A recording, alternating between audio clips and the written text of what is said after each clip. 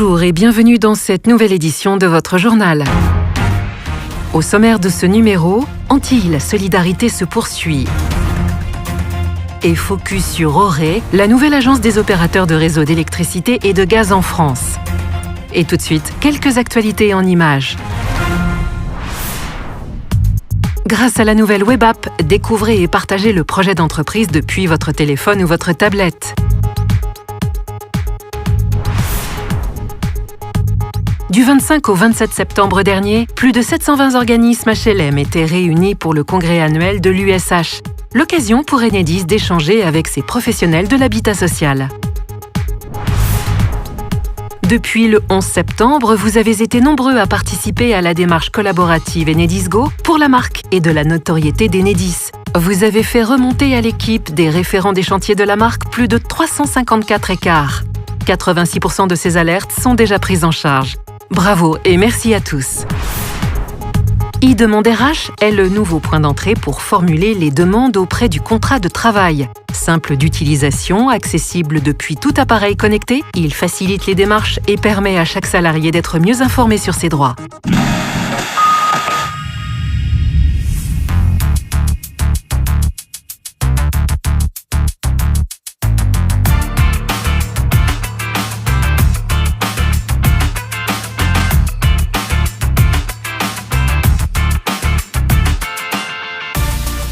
Vous aussi, participez au Grand Zap en envoyant vos vidéos et vos photos à enedis.teamclip.mobi et n'hésitez pas à envoyer plusieurs photos et vidéos pour chaque événement.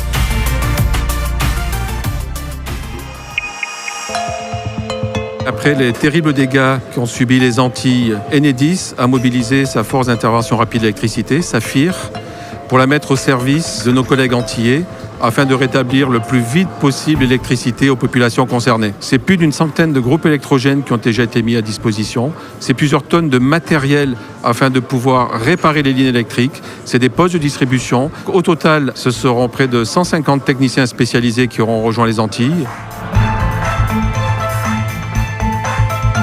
Je suis parti sur l'île de Saint-Martin, qui fait partie de la Guadeloupe. L'équipe était composée de la cohorte de 11 personnes.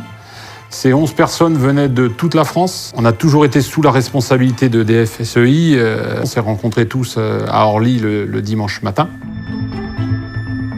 On s'est aperçu très très vite qu'il n'y a pratiquement pas une seule maison qui est entière, il n'y a pratiquement pas une voiture qui n'est pas cabossée ou qui a des pare-brises cassés. Et les locaux étaient envahis de laine de verre, de poussière, des vitres cassées. Donc la première mission le lundi, ça a été de nettoyer les sites.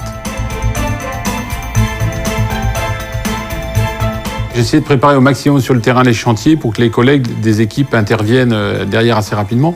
Le chantier qui m'a marqué le plus, je dirais, c'est l'alimentation d'un cabinet de radiologie. Et c'est vraiment le premier chantier qui a permis, je dirais, de lancer un peu la cohorte parce qu'on était tous dessus sur ce chantier-là, quoi. Et après, à partir du mardi, on s'est attaché à réalimenter les points prioritaires donnés par la préfecture.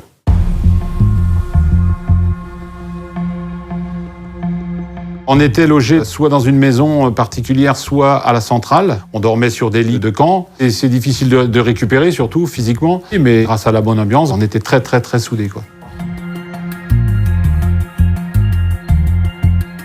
Pendant 2 jours, quand même, nous avons eu de la pluie lorsque le cyclone Maria est passé. Ça nous a empêchés de travailler pendant une demi-journée, le mardi après-midi, où on a été confinés à la centrale.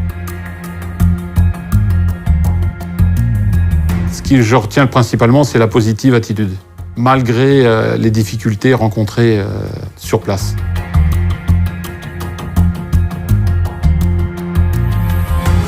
Moi, je reste fier de ce qu'on a fait, fier d'avoir représenté Enedis et de représenter les valeurs du service public, de réaliser des alimentations, même provisoires, comme ça, quoi.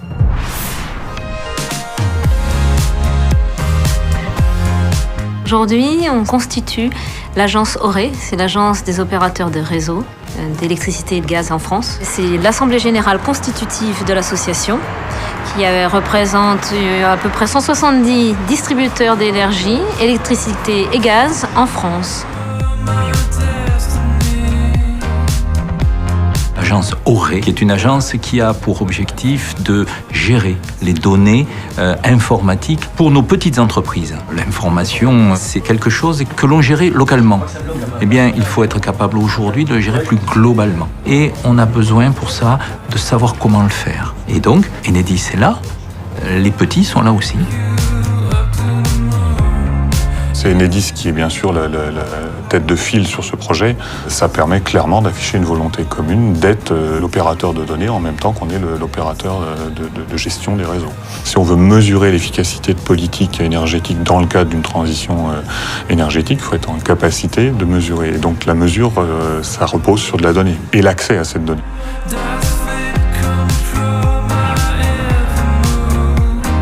Notre positionnement, c'est de dire qu'on est à la fois des opérateurs de réseau, mais aussi des opérateurs de données, et que nous apportons une expertise dans la façon dont nous mettons nos données à disposition. L'enjeu général, c'est que les données sont disponibles, elles doivent être utilisées. Si elles sont trop complexes à être utilisées, on loupera quelque chose. Donc notre responsabilité, c'est de faire en sorte qu'elles soient simples à utiliser et d'apporter vraiment un service de qualité.